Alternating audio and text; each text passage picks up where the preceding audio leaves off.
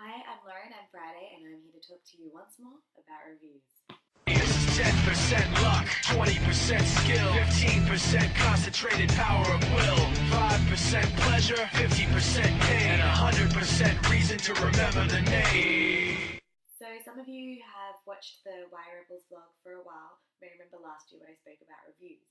Um, when my first book was released, my partner made me promise that every time I wrote a review, he was allowed to buy an expensive bottle of whiskey because he knows me and he knows that even though I know reviews are subjective and that everybody is different, and even though there's often some constructive criticism you can take from a negative review, it's still a review of something that I've put so much of myself into, and so no matter how much I want to say I'm not going to care and I'm going to be really smart about it, it's still going to hurt a little. So he was very smart to suggest said rule. Sadly, of course, I didn't look at it, and I did read negative reviews, and some of them I got upset about, but most of them I was able to take something away that made me think, okay, cool, going forwards in my stories, I need to look at doing these things. However, with my second book, The Problem with Crazy, I have read reviews a lot more, and I've been lucky enough to have a lot of really great reviews, which has been awesome. But now that the book's been out for about 3 months, or maybe 4 months almost even, um, I'm starting to get some more negative reviews, and one in particular recently started with, I bought this book because it has so many good reviews. What was everyone else thinking, kind of thing.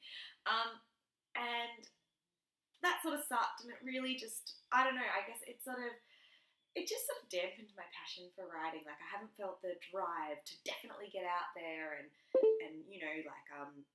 write for example, this book is part of a series. I haven't felt the drive to write the next book because I kind of have just sort of gotten to this point where I think, well, it hasn't set the world on fire. It hasn't been topping charts for anything. It hasn't made any massive news, and not everyone even really likes it. Is there a point in writing the series?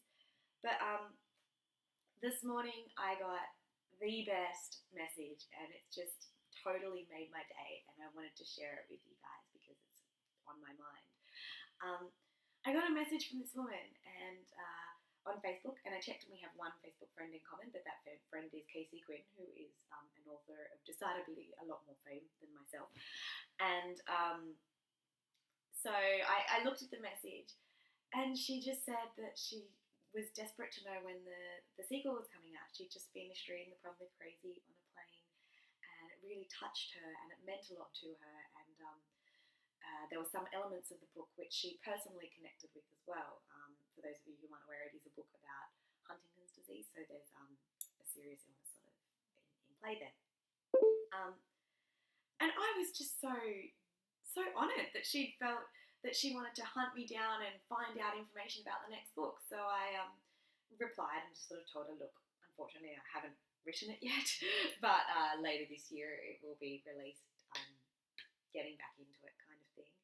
And she wrote again and just said how much she loved it and how she was reading it on a plane, and when a certain event happened, how it just made her cry, and she just felt so many things, and she's recommended it to a friend. And then as soon as I accepted a friend request, she posted on my page and said, you guys, if you haven't already, read her Lauren's book, it's good. And it's just, you know what, like, there can be a million negative reviews of this book. There can be, people don't have to like it, but this one person, she liked it, and not only did she like it, she liked it enough to post about it in a public arena on Facebook. She liked it enough to get in touch with me. She liked it enough to have tears of emotion. And I don't know, for me, that's just the best thing ever. That's why I write. That's why I wrote this book. And that's what will be the motivation that gets me through when I'm writing the sequel. Anyway, I hope this wasn't just a boring ramble for you guys. And for those of you who haven't read my book, you're probably thinking, you're a bit of a crazy lady. I don't know that I'm so keen now. But yeah, thanks so much for listening, and I'll see you next week, hopefully with something a little more